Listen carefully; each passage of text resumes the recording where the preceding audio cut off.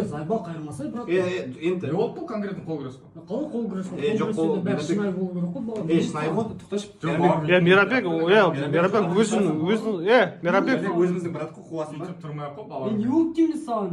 Қатармен. Қазым. Мейрамбек таста. Мейрамбек, Зайбал, Көріп отырсың ғой. Мейрамбек қонақ емес пе?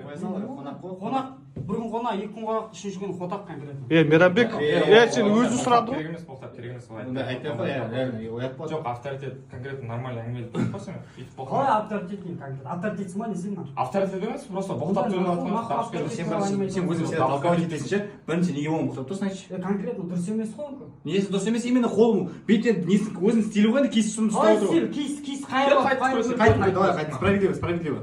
Мейрамбек олар қонақтар емес пе? 2-3 басталды.